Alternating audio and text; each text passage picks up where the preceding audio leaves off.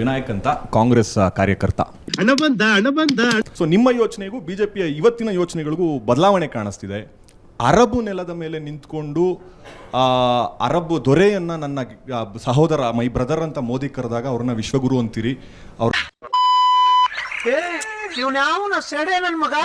ಮಹಾನಾಯಕ ಅಂತೀರಿ. ಅದೇ ಮಾತನ್ನ ಬೇರೆ ಸಂದರ್ಭದಲ್ಲಿ ನಮ್ಮ ನಾಯಕರಾದಂಥ ಡಿ ಕೆ ಶಿವಕುಮಾರ್ ಅವರು ಬ್ರದರ್ಸ್ ಅಂತ ಅಂದ್ರೆ ಅವ್ರನ್ನ ಮುಸ್ಲಿಂ ಪುಷ್ಟೀಕರಣ ಅಂತೀರಿ, ಅವ್ರನ್ನ ದೇಶದ್ರೋಹಿ ಅಂತೀರಿ. ತುಷ್ಟೀಕರಣ ಹೆಚ್ಚು ಕಡಿಮೆ.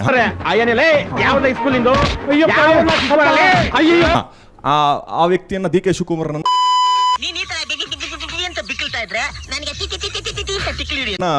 ದೂಷಿಸ್ತೀರಿ. ನಾವು ಯಾವತ್ತೂ ಕೂಡ ವಸುಧೈವ ಕುಟುಂಬಕಂ ಅಂತ ಆ ಪರಂಪರೆಯಲ್ಲಿ ಬಂದಿರತಕ್ಕಂಥ ಜನ. ಅಲ್ಲಿ ಮುಸಲ್ಮಾನರು ಬೇರೆ, ಕ್ರಿಶ್ಚಿಯನ್ರು ಬೇರೆ ಅಂತ ನಾವು ಪರಿಗಣಿಸೇ ಇರಲಿಲ್ಲ. ನಾವು 33 ಕೋಟಿ ದೇವತೆಗಳನ್ನು ಪೂಜೆ ಮಾಡೋ ಮಧ್ಯದಲ್ಲಿ ಒಬ್ಬ ಅಲ್ಲಾನ ಫೋಟೋ, ಒಂದು ಯೇಸುವಿನ ಫೋಟೋ ನಮಗೇನು ಭಾರಿ ವ್ಯತ್ಯಾಸ ಕಾಣೋದಿಲ್ಲ. ನಾವು ಅದಕ್ಕೂ ಕೈ ಮುಗಿತೀವಿ, ಅದಕ್ಕೂ ಹೂವು ಹಾಕ್ತೀವಿ. ನಮ್ಮ ಆ ಒಂದು ಗುಂಪಿನಲ್ಲಿ ಇವರು 2 ಮಂದಿ ನಮಗೆ ಜಾಸ್ತಿ ಅಂತ ಅನಿಸೋದೇನೇ ಇಲ್ಲ. ಆದರೆ ಇದೇ ಭಾವನೆಯನ್ನು ಅವ್ರು ಇಟ್ಕೊಂಡಿದ್ದಾರಾ? ಇಲ್ಲ. ಮುಸಲ್ಮಾನರು ಮತ್ತು ಕ್ರಿಶ್ಚಿಯನ್ರು ಇಟ್ಕೊಂಡಿದ್ದಾರಾ? ಇಲ್ಲ. No way. ಅವರು ಎಷ್ಟರ ಮಟ್ಟಿಗೆ ನಮ್ಮ ಬಗ್ಗೆ ತಿಳ್ಕೊಂಡಿದ್ದಾರೆ, ನಾವು ಅಷ್ಟರ ಮಟ್ಟಿಗೆ ಅವ್ರನ್ನ ತಿಳ್ಕೊಂಡಿದ್ದೀವಿ.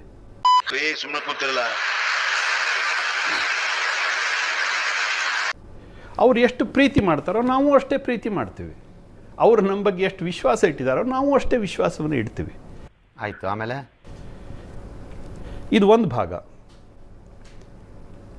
ಮೋದಿಯವರು ಹೋದರು, ಅಬುದಾಬಿಗೆ ಹೋದರು, ಸೌದಿಗೆ ಹೋದರು, ಎಲ್ಲರನ್ನೂ ತಬ್ಬಿಕೊಂಡ್ರು. ನಾವು ಕೂಡ ಎಲ್ಲರೂ ಕೂಡ ಹಾಗೇನೇ ಅಭಿಪ್ರಾಯವನ್ನು ಪಡ್ತೀವಿ, ಮತ್ತು ಅದು ಒಳ್ಳೆಯದು ಕೂಡ. ನೀವು ನೋಡದೇ ಇರತಕ್ಕಂಥ ಜಗತ್ತು ಇಲ್ಲ ಅಂತ ಭಾವಿಸಬೇಡಿ. ನೀವು ನೋಡದೇ ಇರಬಹುದು, ನಿಮ್ಮ ಕಣ್ಣಿನ ದೂರಕ್ಕೆ ಅದು ಕಾಣದೇ ಇರಬಹುದು, ಆದರೆ ಜಗತ್ತಿಲ್ಲ ಅಂತ. ಕದಂಬ ಅಂತಕ್ಕಂಥ ಸಂಸ್ಥೆಯನ್ನು ನಾವೇ ಮಾಡಿದ್ವಿ, ನಮ್ಮದೇ ಸಂಸ್ಥೆ. ಸುಮಾರು 2000ಕ್ಕೂ ಹೆಚ್ಚು ಸೆಲ್ಫ್ ಹೆಲ್ಪ್ ಗ್ರೂಪ್ಗಳಿತ್ತು. ಅದರಲ್ಲಿ 300ಕ್ಕೂ ಜಾಸ್ತಿ ಸೆಲ್ಫ್ ಹೆಲ್ಪ್ ಗ್ರೂಪ್ಗಳು ಮುಸ್ಲಿಂ ಮಹಿಳೆಯರದ್ದು. ಇವತ್ತು ಬನ್ನಿ ತೋರಿಸ್ತೀವಿ. ತುಂಬ ನಿಯತ್ತಾಗಿ ನಮ್ಮ ಹತ್ರ ಕೆಲಸವನ್ನು ಕಲ್ತ್ಕೊಂಡು, ಉದ್ಯೋಗವನ್ನು ಕಲ್ತ್ಕೊಂಡು ಇವತ್ತು ಹೊಟ್ಟೆಪಾಡನ್ನು ನಡೆಸ್ತಾ ಇರತಕ್ಕಂಥ ಮುಸ್ಲಿಂ ಮಹಿಳೆಯರು ಮನೆಯಲ್ಲಿ ವಿರೋಧ ಕಟ್ಕೊಂಡು ಬಂದು ಮಾಡ್ತಾಯಿದ್ರು. ನಾವು ಯಾವತ್ತೂ ಕೂಡ ಹೇಳಿಲ್ಲ ಮಾಡಿ ಬೇಡ ನಿಮ್ಮನ್ನು ಸೇರಿಸೋದಿಲ್ಲ ಅಂತ ಹೇಳಿಲ್ಲ. ನಮ್ಮದೇ ಶಾಕ್ ಆಯ್ತದು ಅಂತ ಅಂದ್ರೆ ನನಗೆ ನಂಬೋಕೆ ಆಗ್ತಾ ಇಲ್ಲ. ಶೇಕ್ ಆಗ್ಬಿಟ್ಟೆ ನಾನು. ನನಗೆ ಏನೋ ಕಣ್ಣೆ ಮಂಜಾಗ್ಬಿಡ್ತು. ಏನಪ್ಪಾ ಇದು ಈ ತರ ಆಗ್ತದ ಅನ್ನುವಂಥದ್ದು. ಸಂಸ್ಥೆ ಇದೆ, ಅನೇಕ ಜನ ನಮ್ಮ ಹತ್ರ ಸಾಲ ತಗೊಂತಾರೆ, ಬದುಕನ್ನು ಕಟ್ಕೊಂತ ಇದ್ದಾರೆ, ಬರ್ತಾರೆ.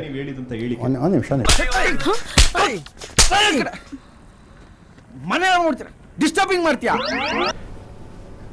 ಯಾವತ್ತೂ ಕೂಡ ತೂಕ ತಪ್ಪಿ ಅನಂತಕುಮಾರ್ ಹೆಗಡೆ ಮಾತಾಡಿಲ್ಲ. ಹೇಳಿದ್ದನ್ನು ಅಪಾರ್ಥ ಮಾಡಿರ್ತಕ್ಕಂಥವ್ರು ನೀವು, ಹೇಳಿದ್ದನ್ನು ತಿದ್ದಿರ್ತಕ್ಕಂಥವ್ರು ನೀವು, ತಿರುಚಿರ್ತಕ್ಕಂಥವ್ರು ನೀವು. ಅನಂತಕುಮಾರ್ ಹೆಗಡೆ ಯಾವತ್ತೂ ತೂಕ ತಪ್ಪಿ ಮಾತಾಡಿಲ್ಲ. ಏನು ಹೇಳಿದೀವೋ ಅದನ್ನು ಒಪ್ಕೊಂಡಿದ್ದೀವಿ, ಅದನ್ನು ಸಮರ್ಥನೆ ಮಾಡ್ಕೊತೀವಿ. ಮುಸಲ್ಮಾನರನ್ನು ಈ ದೇಶದಿಂದ ಓಡಿಸಿ ಅಂತ ನಾವು ಯಾವತ್ತೂ ಕೂಡ ಹೇಳಿಲ್ಲ. ಆದರೆ ಈ ನೆಲಕ್ಕೆ, ಈ ಧರ್ಮಕ್ಕೆ, ಇಲ್ಲಿನ ಸಂಸ್ಕೃತಿಗೆ ಗೌರವ ಕೊಟ್ಟು ಬದುಕಿ ಅಂತ ಹೇಳಿದ್ದೀವಿ. ಬದುಕೋ ಇಷ್ಟ ಇಲ್ಲ ಅಂತಂದರೆ ಅದು ನಿಮ್ಮ ಅದು. ಆದರೆ ನಾವು ಅಪೇಕ್ಷೆ ಪಡ್ತೀವಿ, ಈ ಧರ್ಮ, ಈ ಸಂಸ್ಕೃತಿ, ಈ ನೆಲ, ಈ ಇತಿಹಾಸ ಇಲ್ಲಿದ್ದೀರಿ, ಇಲ್ಲಿ ಅನ್ನ ಊಟ ಮಾಡಿದ್ದೀರಿ ಅಂತಂದ್ರೆ ಇಲ್ಲಿ ಗೌರವ ಕೊಡಿ. ಇಲ್ಲಿ ಕೂತ್ಕೊಂಡು ಪಾಕಿಸ್ತಾನ ಜಿಂದಾಬಾದ್ ಯಾಕೆ ಹೇಳ್ತೀರಿ?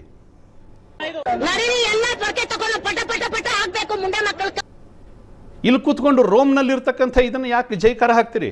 ಇಲ್ಲಿಲ್ವಾಗಿದ್ರೆ